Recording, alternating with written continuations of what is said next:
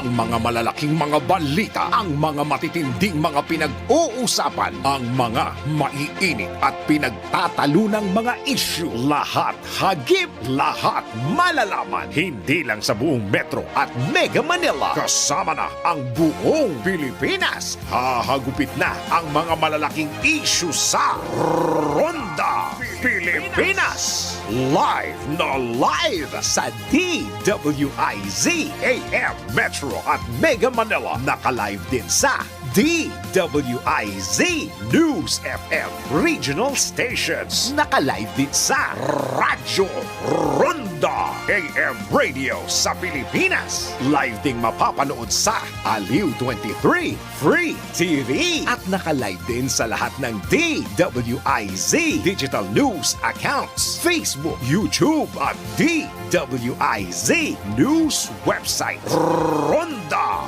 Pilipinas. Wala nang mahuhuli sa balita. Wala nang maiiwanang issue na hindi mo alam. Ngayon, updated ka na sa Ronda Pilipinas. Kasama si Dennis Antenor Jr. Ronda Pilipinas.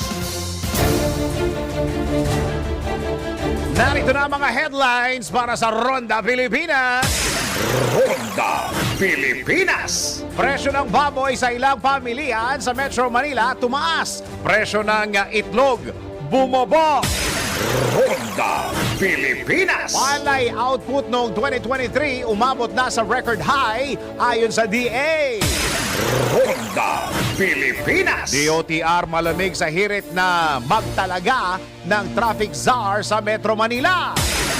Ronda Pilipinas. Pagtalakay ng Senado sa Economic Chacha sisimula na sa Lunes. Ronda Pilipinas. Balita sa ibayong dagat, fighter jet sa US o fighter jet sa US bumagsak sa South Korea. Ronda Pilipinas. Balitang babalakasan, Kamsur Express tinuldukan na ang winning streak ng Santa Rosa Iridanus. Ronda Pilipinas. Showbiz, Kakay Bautista inaming may trauma na sa pakikipag-date dito sa Pilipinas. Ronda Pilipinas. At binenta ng asawa ang donated property ng yumaong asawa, NBI. Nako, bawal ito. Ronda Pilipinas. Totoo nga bang nakakapagpatibay ng relasyon ang pag-utot kasama ang partner? Mamaya, let's prove it. Ronda Pilipinas. Ang mga malalaking mga balita, ang mga matitinding mga pinag-uusapan, ang mga maiinit at pinagtatalunang mga issue. Lahat hagip, lahat malalaman. Hindi lang sa buong Metro at Mega Manila. Kasama na ang buong Pilipinas. Hahagupit na ang mga malalaking issue sa Ronda Pilipinas. Live na live sa DWIZ AM Metro at Mega Manila. Naka-live din sa DWIZ News FM Regional Stations. Naka-live din sa Radyo Ronda AM Radio sa Pilipinas. Live ding mapapanood sa Aliw 23 Free TV. At naka-live din sa lahat ng DWIZ Digital News accounts, Facebook, YouTube at DWIZ News website. Ronda Pilipinas. Wala nang mahuhuli sa balita. Wala nang maiiwanang issue na hindi mo alam. Ngayon, updated ka na sa Ronda Pilipinas. Kasama si Dennis Antenor Jr. Ronda Pilipinas. Yun! Habang nag-aaway sila, party-party lang tayo. Ayan! Magandang araw, Pilipinas! Live na tayo sa DWIZ AM Metro Mega Manila. Live din tayo napapakinggan sa DWIZ Regional Stations, DWIZ News FM. And of course, napapakinggan din tayo dyan sa Radyo Ronda. And of course, napapakinggan din tayo at napapanood sa mga ginagawang radyo ang kanilang mga TV. sa Aliw Channel 23. Magandang araw, Pilipinas. Ako ang iyong magiging tagapagbalita. Ako si Dennis. Parang feeling ko kasayaw ko si Maricel Soriano Ako si Dennis Antenor Junior. Ronda Pilipinas. Sa detalye ng mga balita, patuloy na makakaapekto ang Northeast Monsoon o amihan sa Luzon habang magdadala naman ng maulap na papawirin at kalat-kalat na pag-ulan ang buntot ng low pressure area sa ilang bahagi ng Visayas at Mindanao. Dahil dito asahan na ang maulap na papawirin at kalat-kalat na pag-ulan at thunderstorms dyan po sa may Caraga, Davao Region, Soxargen, Central Visayas, Southern Leyte at nalalabing bahagi ng Mindanao. Makakaranas din ng bahagyang maulap hanggang maulap na papawirin at mahinang mga pag-ulan ang Aurora, Quezon Province, Bicol Region, Metro Manila at nalalabing bahagi ng Luzon. Asahan naman ang maulap hanggang maulap na papawirin at mahinang mga pag-ulan at thunderstorms sa nalalabing bahagi ng Visayas. Ronda Pilipinas. Samantala, umabot na sa mahigit 400 piso ang presyo ng kada kilo ng baboy sa mga pamilya sa Metro Manila. Ito ay ayon kay Pork Producers Federation of the Philippines Chairman at AGA Party List Representative Nicanor Briones, kung saan kanyang iniulat na nasa 420 piso ang presyo ng kada kilo ng liempo. Sa kabila nito ng mababang farm gate price ng baboy na nasa 200 piso lang kada kilo. Naku, middleman na naman ito. Batay sa pinakauling monitoring ng Department of Agriculture, naglalaro sa 350 piso ang presyo ng kada kilo ng kasim, habang nasa 420 piso ang presyo ng kada kilo ng liempo. Si Dennis Antenor Jr. Ronda Pilipinas. Samantala, tanggap po tayo ng report. DA-BFAR kumambyo sa ulat na tumaas ang presyo ng bangus at tilapia. Hindi, totoo ito Tumaas yan. Alamin natin ang report ni Patrol 30 Jelly Mendez. Jelly, go! Naglabas ng pahayag ang Department of Agriculture, Bureau of Fisheries and Aquatic Resources kaugnay sa presyo ng bangus at tilapia. Ayon sa DA-BFAR, kanilang sisiguruhin na mananatiling stable ang retail prices ng bangus at tilapia sa mga pamilihan sa National Capital Region. Batay ito sa pinakahuling price monitoring ng report ng DA-BFAR na sumasaklaw sa 10 pangunahing retail market sa Metro Manila, kung saan ay medium size ng bangus mula sa Bulacan at Pangasinan ay mabibili sa halagang 180 pesos kada kilo. Ang medium size naman ng tilapia na mula sa Batangas at Pampanga ay nagkakalaga ng 120 pesos kada kilo. Ayon sa DA-BFAR, nananatiling stable ang presyo ng mga uri ng isda mula noong mga nakaraang linggo dahil sapat ang supply mula sa mga palaisdaan. Bukod pa dito ay wala silang namomonitor na pabago-bago at umiiral na presyo ng tinging bangus sa tilapia, pero inaasahan ang pagtaas ng supply ng local fresh galunggong sa mga pamilihan. Kaugnay nito ay tinapos na rin ang close fishing season ngayong buwan o ang pagtatapos ng buwan ng Enero sa bahagi ng Palawan na siyang major source ng galunggong sa Luzon. Ito si Patrol 30 Jelmedas nagulat para sa impilang may todong lakas sa DWIZ, nagbabalita ng tama, naglilingkod ng tama. Kapag may bagong balita, naka-on air agad-agad DWIZ Patrol Report. Mabilisan lang Isang payo lang po sa mga taga-DA at BFAR, dun ho sa mga pupuntahan ninyong palengke na medyo napabalitang mataas yung presyo ng bangus at saka tilapia. Pag pupunta kayo dun, huwag nyo i-announce. Huwag nyo hong i-announce. Isurpresa nyo po sila. Isurpresa nyo po. Huwag nyo pong i-announce. Tuloy ang mga balita. Ronda Pilipinas. Patuloy ang pagbaba ng presyo ng itlog sa ilang mga palengke sa Metro Manila. Yun, bumaba presyo. Totoo ito. Gaya na lamang sa Muñoz Market na naglalaro sa 20 pesos hanggang 30 pesos ang bawat tray ng itlog. Ang maliit na sukat na itlog na dating 210 pesos kada tray, ngayon ay nasa 180 pesos na lamang o 6 pesos ang isa. Nabatid na tuloy-tuloy ang pagbaba kada linggo ng presyo ng itlog, kung saan 50 centavos ang bawat kada tray ng itlog. Pangunahing dahilan umano ng pagbaba ng presyo ng itlog ay dahil sa sobra-sobrang supply. Ronda Pilipinas. Diyan sa may Dagupan City, ang balitang presyo ng itlog ay 4 isa. Yan, 4 isa. 4 na piso. Ganun kababa yung presyo. Bakit? Dahil sa amihan. Oh. Alam niyo bakit? Dahil yung mga manok ay komportabling natutulog pagka malamig. Ganun pala yun. Ano?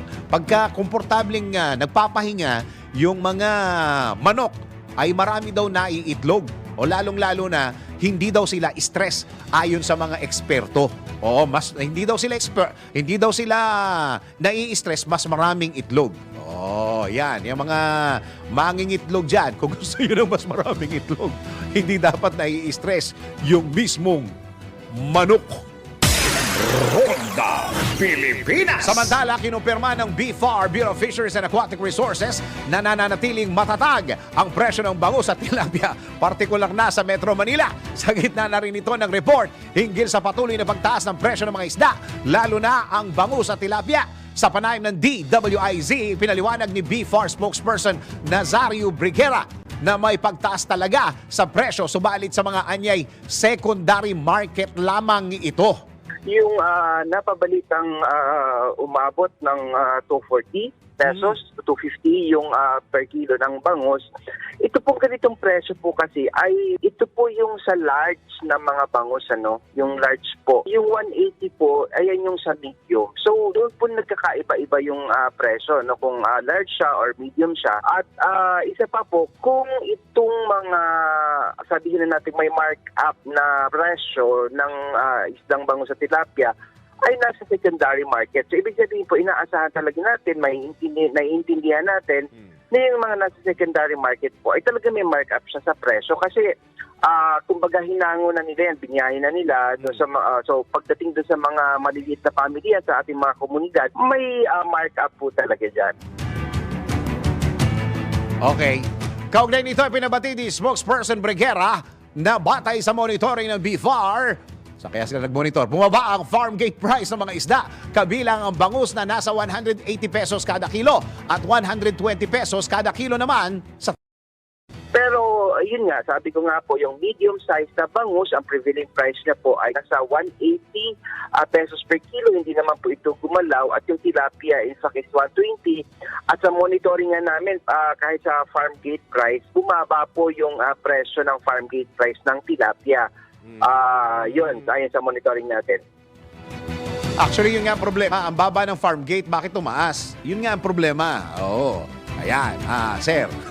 Yan ang tinig ni BFAR spokesperson Nazario Briguera sa eksklusibong parayam ng DWIZ. Si Dennis Antenor Jr. Ronda Pilipinas. Samantala, tagabu tayo ng report.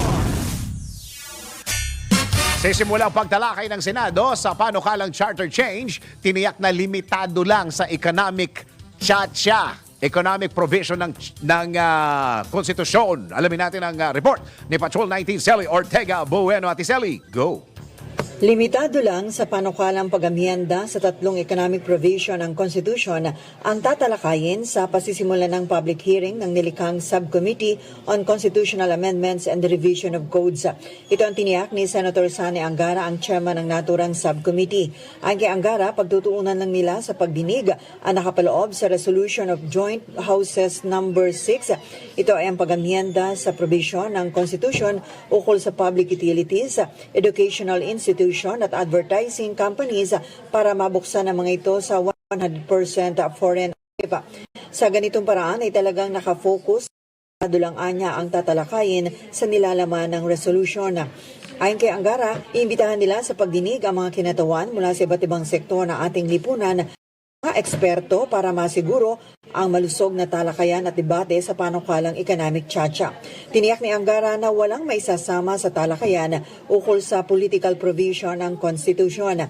Matatandaang nangako pa noon si Senate President Juan Miguel Zubiri na handa siya magbitiw sa pwesto oras na may maisingit na political provision sa pagsusulong ng economic tiyatya.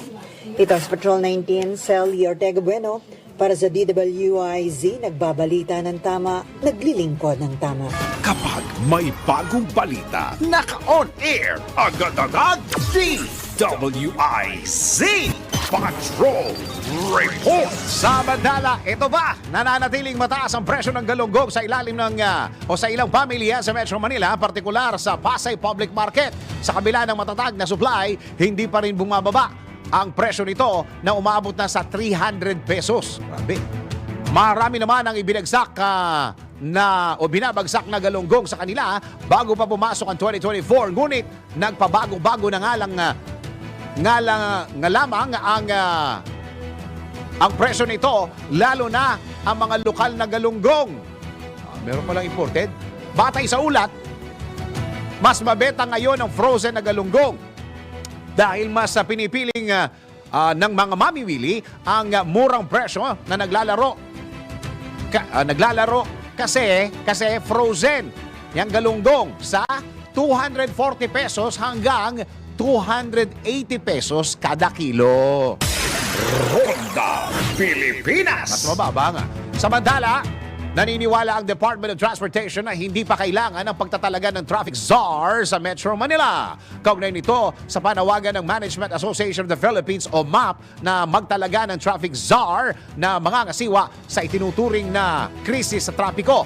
Ayon kay Executive Assistant DOTR spokesperson na Johnny Gesmundo, sa panig ng DOTR ay nais nitong makabuo ng pangmatagalang solusyon at isa na rito ang paglarga ng mga nilulutong transport projects. Ang naging pahayag ni Secretary ay tinitingnan ng DOTR itong bilang isang hamon na maging creative sa paghahanap ng solusyon. Pero ang attack namin dyan is maghanap na tayo ng pangmatagalang solusyon. Ibig sabihin yan ay papabilisin namin ni Secretary yung pagpapatapos ng mga malalaking transport projects. Kami naniniwala na pagka natapos itong subway, itong MRT-7, magsisimula na yung paggawa ng MRT-4. Marami pa yan, may MRT-6, LRT-6, may MRT-10, 11. Marami yan na mga rail projects na palagay namin ito ang magiging pangmatagalang solusyon sa traffic dito sa Metro Manila.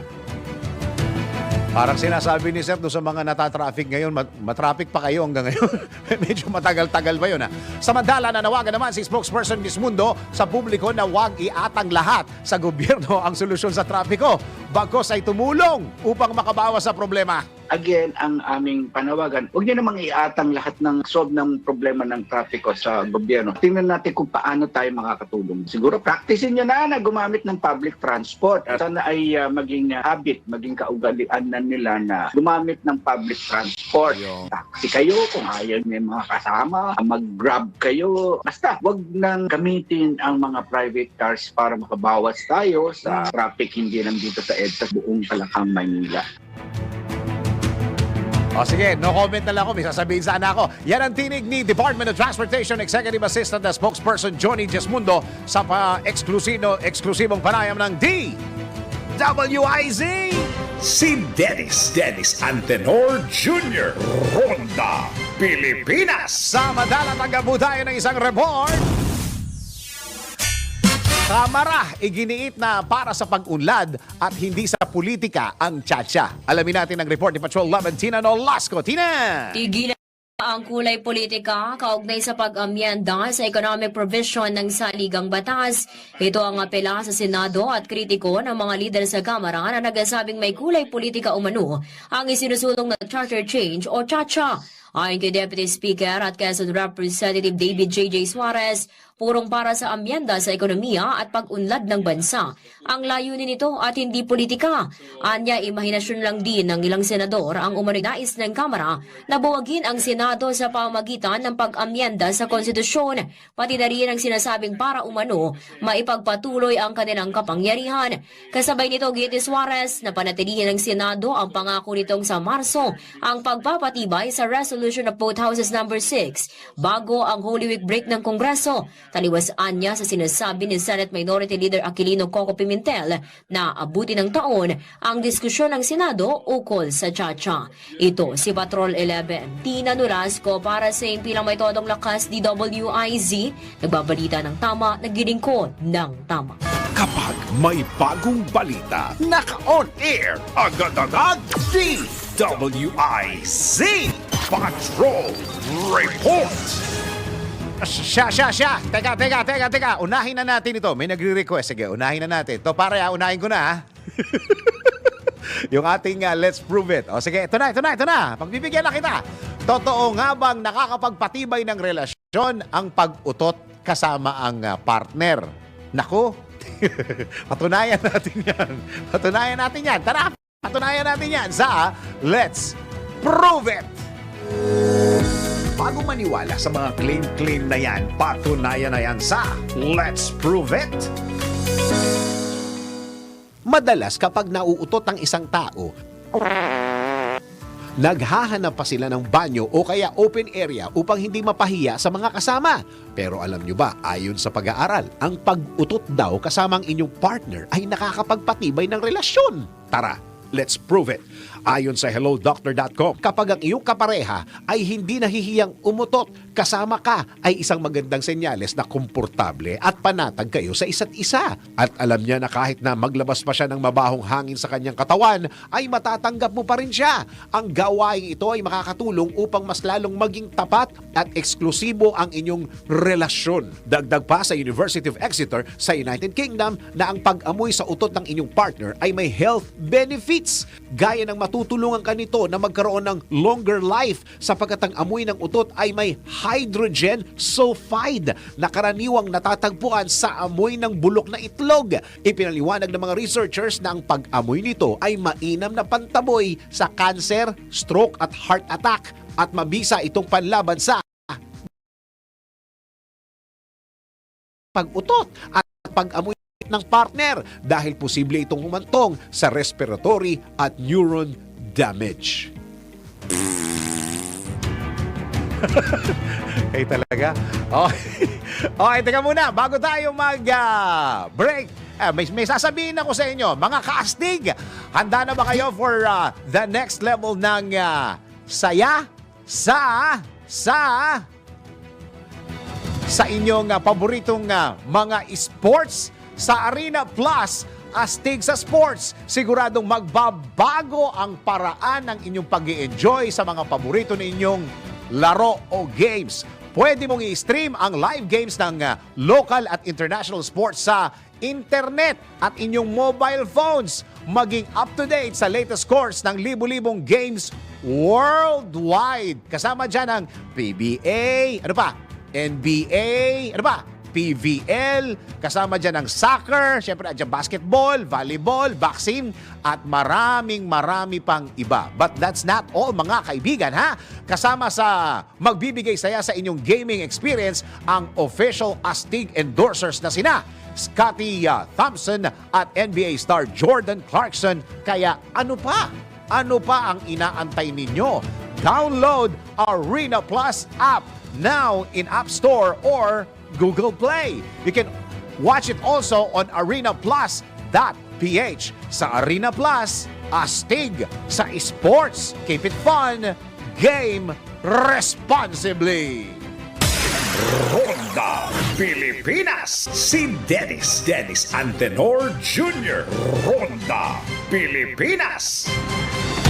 Tuloy-tuloy mga balita at impormasyon sa Ronda Pilipinas.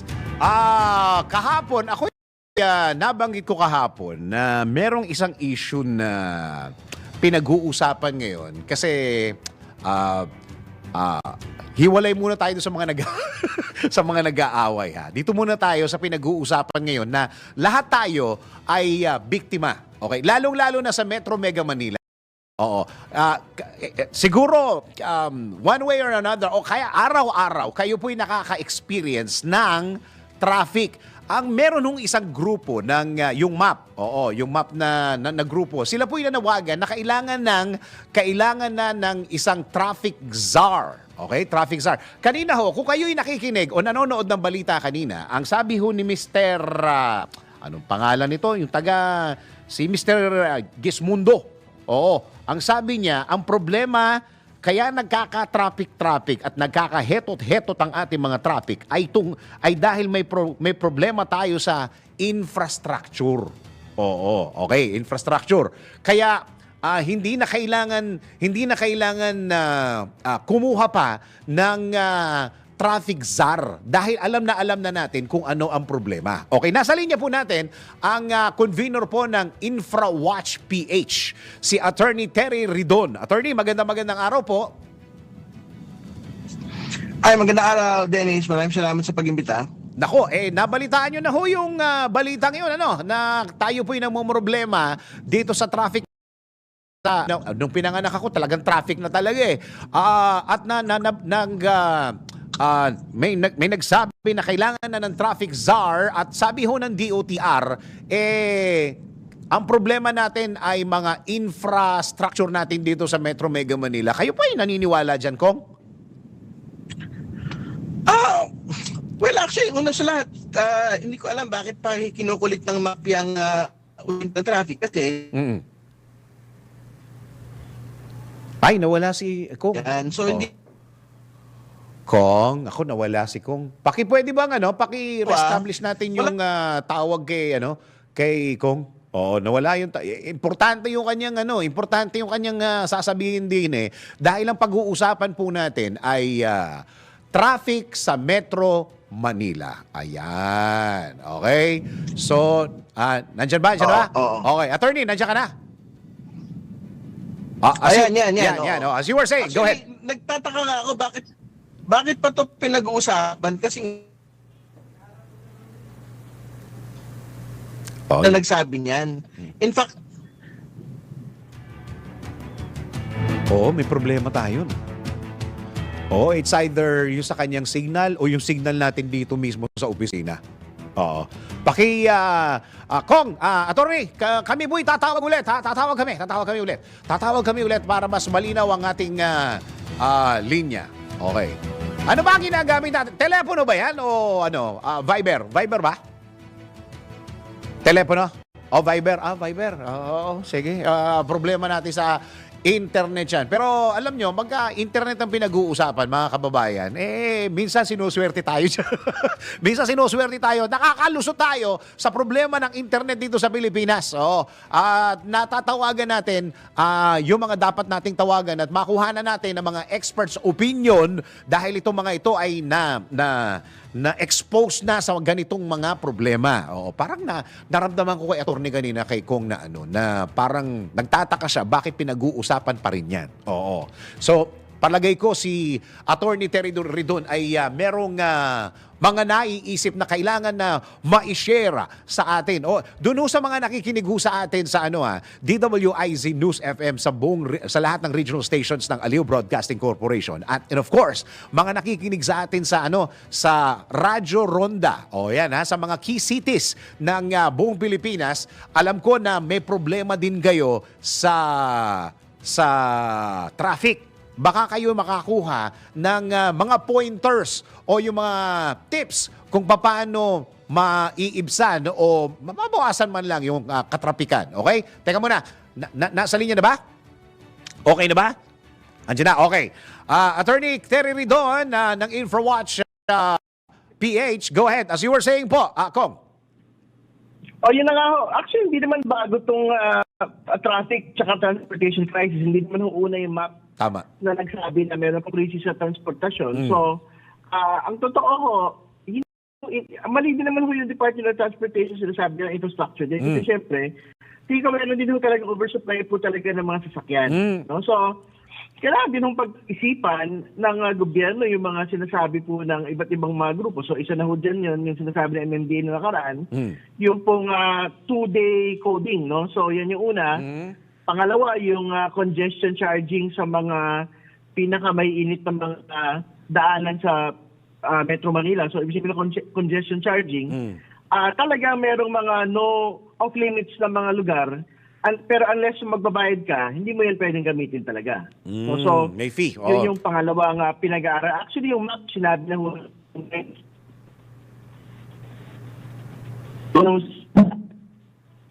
Sige po. Nako, hindi ganun kaganda yung ating. Sige, go ahead, attorney. yan, Hindi talaga kagandahan ang signal niyan. Hindi. Isa pa. Isa pa. Isa pang tawag. Tawagan pa natin ng isa pa. Oh, para ano? Tawagan mo pa. Last na. Oo. Cellphone na tayo ngayon. Wala na tayo sa Viber. Tumawag na tayo sa telepono niya. Oh, sige. Mas maganda yan. Oh. Bigyan lang ako ng thumbs up pagka andyan na si Kong, ha? Oo. Pinag-uusapan pa rin po natin ang traffic. Alam nyo, minsan, yung mga traffic, kasi ako kanina nakita, may traffic ko sa EDSA kanina, nakita ko kung ano yung dahilan. Oo, yung sakay at baba. Pagsakay at pagbaba ng mga pasahero sa jeep. Ay, naku po. Sige, try pa natin. Isa pa. Okay, attorney, pakiulit mo na lang yung mga last na linya mo ng about the traffic na we're talking about. Go ahead po. Nawala na. Naku po. Kaya walang signal. Oo. So meaning, hindi lang talaga traffic ang problema dito, pati internet. Hindi lang traffic ang problema natin dito sa Pilipinas, pati internet. Ano na ba nangyari dyan sa ano? Di ba merong panukal o merong project noon along EDSA na palalakasin yung wifi, di ba? Oo. Ano ba nangyari dyan? Pwede bang kumunik dyan? Hindi ko nararamdaman yung wifi dyan sa EDSA kung okay? Hindi na namin makakontak si Kong signal. It's either us or siya. Oo. Siguro mamaya ng konti. Bigyan pa natin ng isa. Okay na. Yun. Very good. Okay. Attorney, as you were saying, go ahead po. Oh, pati yata sa cellphone, may traffic. Hindi umaabot to yung linya, no? Oo nga ho. Go ahead po. Yun na nga. So, tatlong bagay yung kailangan ho talaga natin pag-aralan dito. Una, yung sinasabi ng MMDA po na 2-day coding, no? So, talaga hong kailangan pag-aralan kung feasible po ba ito. Ilan ho yung maitatabi ng mga sasakyan pagka ho nagka 2-day coding. Pangalawa, yung sinasabi po ng map dati na congestion charging, ibig sabihin, talaga may mga off-limits po talaga ng mga lugar, and unless kailangan mo, magbabayad ka para magamit po yung mga lugar po na yon, mga daanan po na yon. Kaso yung... Pangatlo, yung EDSA busway, no? So, yun. Inaantay pa rin ho natin kung ano yung plano ng DOTR dito. Kasi sabi nila, papamigay ho daw nila ito sa private sector para pagandahin. So, magdadalawang taon na ho yung gobyernong ito, wala pa rin ho tayong balita. So, yun. Yun yung tatlong dapat siguro pag-aralan ho ng DOTR at saka ng MMDA dito sa bagay po na ito. Okay, dun sa unang suggestion po ninyo, medyo ang tanggap po ng tao dun ay parang pangmayaman daw yung 2-day na coding. Totoo din. Pero syempre, kung ang talaga hong pagpipilian ho natin dito ay pagpapabawas po ng bilang, may mga totoong mga desisyon na kailangan hong gawin. Pero ay nakalimutan kong banggitin, pagkaralan din ho yung tinatawag na lottery system para sa mga plaka. Ibig sabihin yan, alam ba, sa Beijing, saka sa mga ilang Chinese cities, meron hong lottery So, ibig sabihin, kahit marami kang pera, pero hindi ka manalo sa lottery ng plaka, hindi ka makakabili ng sasakyan. Yun. So, yan ho yung ilan sa mga pinag-aaralan. Meron hong real na economic study na kailangan hong gawin doon sa lahat po ng yan. So, alam mo, congestion charging, siyempre sabihin ho nila na pangmayaman yun kasi kung sino kaya magbayad ng panggamit ng kalsada, sila ho yung makakagamit. No? Pero, isa po, yung bukod po kasi dito, syempre, ang susunod na ako, kung ayaw nyo magtabi, di magbawas ho tayo ng supply ng mga sasakyan, di ba? So, ang aakal naman ho dyan yung mga nagbebenta ng mga sasakyan. So, meron hong real political will na kailangan pong gawin sa mga bagay na ito. Pero, syempre, ang dulo naman ho nito, yung sinasabi ho na pagpapaganda ho talaga nung public mass transport system ho natin. So, yung tren, yung pong mga bus, yung mga jeep. Ang problema, itatabi ho ng gobyerno yung mga traditional jeepney. Di nabawasan ho ng supply yung mga gagamitin ho ng mga kababayan ho natin. So, ano ho talaga yan? Kailangan political will lang kailangan dyan. Kahit ano hong gawin po natin sa trapiko, tingin ko sa puntong ito, talaga meron hong masasaktan. So, ang tanong na lang ho dyan, sino yung gustong masaktan ng gobyernong ito? No, yung nagbebenta ng sasakyan o yung pong middle class na meron hong pambili ng sasakyan, pero syempre dahil alimbawa wala silang pambili ng pangalawang sasakyan, hindi nila magagamit ng sabihin mo ng 3 working day.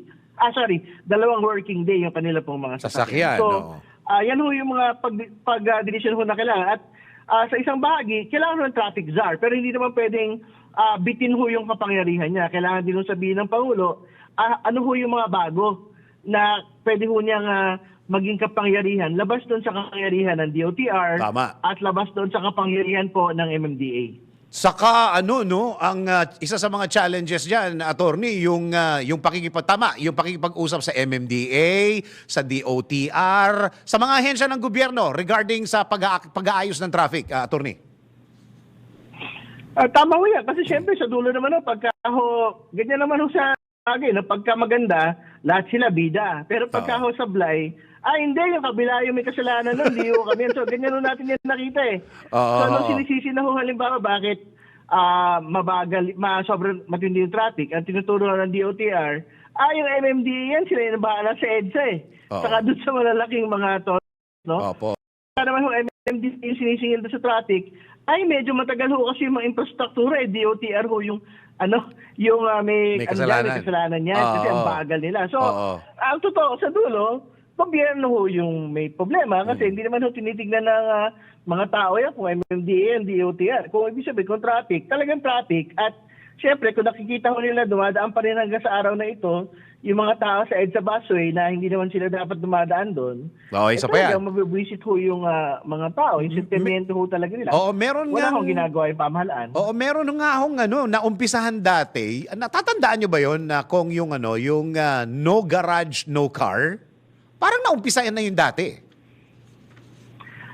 Di syempre, actually, may mga ilang senador, no? Yan ho yung itinutulak nila. Oo. Pero yan din naman yung sasabihin na naman ng mga tao, naman yan. Antay-pur. Antay-pur po nito. Ganyan ho yan eh, no? So, kasi hindi naman ho lahat may garahe. Hindi ba? Parang gano'n. Pero, katulad ng kailangan mag-desisyon, ano ho ba talaga yung gusto ho natin mangyari sa traffic. Kasi basically, supply-driven, ho yan eh. Intervention, no? Na hindi ka pwedeng bumili ng sasakyan kung wala kang garahe. Pero alam po ninyo, sa ibang mga bansa, halimbawa sa New York, wala din naman hong mga garahe yung mga tao ron kasi mga apartment po yun, mga kabahayan doon, wala hong yung mga bahay doon sa mga suburbs lang. Pero may patakaran ho sila na, hindi, pwede kayo mag-park sa mga kalsada, pero basta pag patak ng alas 6 ng umaga, wala na kayo doon. Alas 7 ng umaga, alis na kayo dyan. Pwede ka park ng alas 7 ng gabi siguro, alas 8 ng gabi. Basta labas na kayo dyan. Kung hindi, talaga kukunin namin yung kotse nyo. So, pwede naman yung pag-aralan yun na hindi naman yung kailangan gawin. No? Kasi sa lahat naman ho ng panahon, hindi naman ho talaga clogged yung ating mga kalsada katulad sa medyo gabi na at sa maagang maaga. No? So, pinag-aaralan din siyempre kung pwede bang upahan yung mga kumbaga, kasi sa ibang bansa, unahan ho yun, di ba? So kung wala kang makuha, bahala ka sa buhay, maghanap ka ng paglalagyan ng sasakyan mo. Mag-uupa ka ng iba. Pwede rin pag-aralan kung pwede bang upahan yung particular na bahagi ng kalsada na yon. Basta, pag patak ng araw, tanggalin mo yan dyan, di ba? Pero pwede mo yan gamitin pagbalik mo sa gabi. So yan ang mga pwede yung pag-isipan din talaga ng, actually, hindi lang ho ng pambansang pamahalaan kasi yung mga ganyan ho, siguro dapat lokal na pamahalaan na po yung nag-iisip kung paano gagawin dyan sa bagay na yan. Attorney, maraming salamat po sa oras na binigay niyo po sa DWIZ po. Maraming salamat. Magandang umaga. Si dating Congressman Attorney parami ang sasakyan. Hindi naman parami yung mga kalsada natin eh. Sige, tuloy-tuloy ang mga balita sa Ronda Pilipinas. Ronda. Tuloy-tuloy mga balita at impormasyon sa Ronda Pilipinas. Tagab po tayo ng report. PBBM, dapat daw tuluyan ng ipatigil ang PI sa Chacha. Para sa Chacha. Ayan presidente na nagsasabi Alamin natin ang report ni Patrol 19 Celi Ortega Bueno. Ate Celi, presidente na nagsabi. Oo, dapat daw ay tuluyan na ang ipatigil ni Pangulong Bongbong Marcos Jr. ang People's Initiative para sa Chacha. Ito ang panawagan ni Senator Amy Marcos sa kanyang kapatid. Hinikayat din ni Senator Marcos na matigas at maliwanag na paninindigan para mawala na ang kontrobersya. Hanggang ngayon kasi anya, sinasabi pa ng Pangulo na kumukonsulta luminaries at pinapaaral pa niya ang People's Initiative para sa charter change. Habang sinasabi naman ng COMELEC na kahit suspendido ang kanilang aksyon sa People's Initiative, buhay pa rin ang mga natanggap nilang pirma at pwede pa yung muling gamitin at i-recycle sa hinaharap o in the future. Gate ni Senator Marcos, malinaw namang hindi tunay na People's Initiative ang nangyari ngayon dahil illegal at panginlang ang pangangalap na lagda. Maaari naman anyang idaan sa tamang paraan kung talagang kailangan sa pagsulong ng ekonomiya ang amyenda sa Constitution. Samantala, Dennis, mabanggit ko lang na ngayon ay nandito sa covered court sa Senate, si Senate President Pro Tempore Loren Legarda at sa kanyang Bayong All You Can. Uy, yun. Ito ginagawa niya tuwing birthday niya na kung saan yung mga Senate employees may dalang mga kani-kanilang bayong at kung gaano yung kaya nilang kuhanin, napakarami niyang pinamili. Ilang ton ito, 2 yata tonelada, pinamili niya. Ito yung sa sinasabing rescue buy, di ba may mga NGO Yes. na nagsasagawa ng rescue buy Yes. para yung mga magsasaka natin na sinasabing may oversupply, iba'y tinatapon na or nabubulok na, binibili nito ng NGO yung napakarami nilang naani. Napakaraming mga gulay dito. Nandito, napakaraming gulay. Padadala ko mamaya yung video. Iyon. At ito ay lahat ng mga Senate employees, kapag sinabing go, kanya-kanya na sila ng kuha. Bayong all you can. So makakapag-uwi ng mga libreng gulay at prutas sa mga Senate employees. Ito ay Yun! Ano ba mga gulay Okay. dyan, Ateng? Aba, meron dito na patola, may papaya, may saging na saba, may puso ng saging, mayroon ditong petchay, may kamote, napakarami. At ito meron ding lettuce, so may mais, may patola, may sibuyas, may carrot, may beet, yung, ewan ko, may iba hindi kilala itong beet, may repolyo, may cabbage dito, at meron ding iba't ibang klase pa ng saging. So ibig sabihin, meron ng patola diyan sa Senado, bigyan din natin ng Kongreso patola. Para patol ng patol. Patol ng patol. Maraming patola. Oo.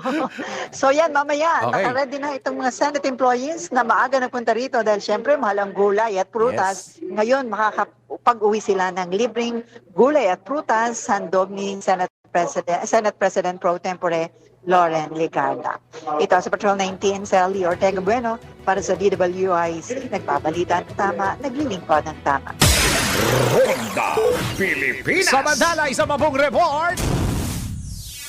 Maayos na transition period bago tuluyang ibalik ang dating academic calendar. Alam ko 2025 pa yan. Alamin natin ang report ni Patrol 13, Gilbert Verdes. Gilbert, go! Kailangan pa ng maayos na transition period bago tuluyang may balik ang dating academic calendar. Ito ang sinabi sa Bagong Pilipinas Ngayon public briefing ni Pasig City Representative Roman Romulo, Chairman ng House Committee on Basic Education and Culture. Sinabi ni Romulo na kung ang lagay ng panahon ang dinadahilan ng DepEd para ibalik ang dating pasukan sa buwan ng Hunyo, may nauna-naan niyang pahayag na mayroon na kasing nararanasang climate change ngayon. Kaya kahit anong panahon daw ang pasukan, parehong may mga kinakaharap na hamon. Ang tanong na lamang daw anya ay kung handa ba at paano maghahanda ang DepEd para rito. Gayunpaman, sinabi ng opisyal ng DepEd o sinabi na raw ng opisyal ng DepEd na base sa kanilang pag-aaral at konsultasyon, maaaring ang direksyon ng kanilang mahakbang ngayon ay pabalik na sa pagpapatupad ng dating academic calendar pero hindi biglaan kundi dahan-dahan. Patrol 13, Gilbert Verdes para sa Himpilang May Todong Lakas. DWIZ, nagbabalita ng tama, naglilingkod ng tama. Kapag may bagong balita, naka-on air, agad-agad, DWIZ Patrol Report. Mga balitang dapat alam mo kahit sa labas ng bansa. DWIZ Balita sa ibang bansa. Bumagsak ang F-16 fighter jet ng US sa karagatan sakop ng South Korea. Nabatid na naganap ang insidente sa kasagsagan ng training mission sa Korean Peninsula. Nakaligtas naman ito makapag-eject habang pabagsak na ang eroplano. Pinasalamatan naman ni Colonel Matthew Gaitki, ang commander ng 8th Fighter Wing, ang rescue forces ng Republic of Korea dahil sa pag-rescue sa 2 piloto ng US. Patuloy na nagsasagawa ang mga otoridad ng investigasyon sa nangyaring pagbagsak ng fighter jets na siyang ikatlong beses na sa loob lamang ng isang taon. Ronda Pilipinas. Samantala, para sa ating balitang sports, sa Camsur Express, tinuldukan na ang winning streak ng Santa Rosa Iridanus. Alamin natin ang sports news ni Kim Gomez. Sa mundo ng palakasan, ang latest malalaman sa DWIZ Sports News.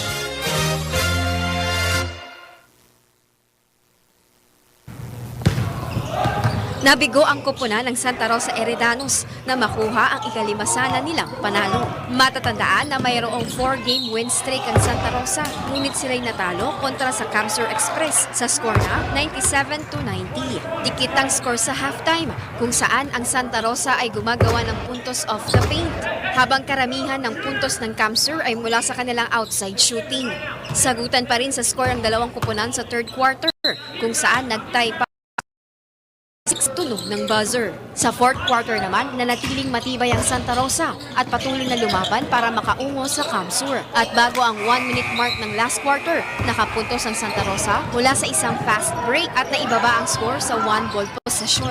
Ngunit pagkatapos ng timeout, kumana ng long two-point shot si Francis Redondo to seal the deal. Sa ngayon, 5-2 na ang Camsur habang 4-1 naman ang Santa Rosa. Para sa homegrown basketball action, patuloy na sumubaybay sa Aliw Channel 23. That portion was brought to you by Arena Plus. Sa Arena Plus, astig sa sports. Download Arena Plus app now in App Store or Google Play. You can watch it also on arenaplus.ph. Ronda Pilipinas. Ito na ang latest, bagong-bago, fresh na fresh. DWIZ Showbiz News. Kakay Bautista, inaming may trauma sa pakikipag-date dito sa Pilipinas. Showbiz Report ni Anton. Para sa aking balitang showbiz, inamin ni Kakay Bautista na matagal na siyang walang boyfriend, ngunit may dinidate naman umano siya. Ayon sa singer-comedian, sa dami na nakikipag-date sa kanya, wala pa umano siyang napipili na maging official sa mga ito. Inamin din ni Kakay na walang isa man siya nakadate dito sa Pilipinas at lahat umano ay sa ibang bansa. Ayon sa singer, ayaw niyang makipag-date dito sa Pilipinas dahil nakaka-trauma umano ang mga tao dito sa Pilipinas. Sa kanila lamang daw siya makikipag-date dito sa bansa kapag may official na, pero hanggang wala pa ay sa ibang bansa na lang muna daw siya. May rules din umano siya na kung sino man ang makakadate niya sa ibang bansa at gusto ulit siyang makita o makadate ay dapat pumunta ang mga ito sa Pilipinas. Sinabi pa ni Kakay na mas gusto niyang makadate ang mga European dahil mas nasasakyan ng mga ito ang kanyang utak. At yan aking balitang showbiz. Para sa ipilang may todong lakas, DWIZ. Ako si Anton, nagbabalita ng tama, naglilingkod ng tama. Ronda Pilipinas. At yan ang kabuuan ng mga balita at impormasyon sa Ronda Pilipinas. Pero bago tayo magpaalam, tayo muna ay merong tinatawag na Patama Quote of the Day. Ang ating Patama Quote of the Day ay madaling magpatawad pero sobrang hirap makalimot. Ako ang masasabi ko dyan, kung hindi mo pa kayang kalimutan, huwag mo munang patawarin. Huwag mo munang patawarin kung hindi mo pa kayang kalimutan. Ayan, huwag mo munang ipakita yung pagmumukha mo doon sa nagagalit sa'yo. O, di ba? May mga panahon na sasabihin natin, ito walang ginagawa sa akin to, pero naaasar ako sa mukha nito. Pero kung tutusin, psychology po yan. Merong may kasalanan sa inyo before at yung mukha medyo hawig. Yun ho yung explanation. Bago tayo magpaalam, mag-happy birthday muna tayo kay Makose. Emmanuel Makose, Aliw Security Guard. Uy, happy birthday pare. And happy birthday kay Rolly Lakay Gonzalo Lakay. Happy birthday. And happy birthday kay Roland Gala. On, tech po siya ng CDO. Ayan. DWIZ News FM dyan sa CDO. Maraming salamat Pilipinas at tabayan po susunod na programang Yes, Yes, Yo, Topacio with Attorney Ferdy Topacio and Doc She Lejano. Maraming salamat Pilipinas. Ako ang inyong naging tagapagbalita. Ako si Dennis Antenor Jr. nagbabalita ng tama, naglilingkod ng tama!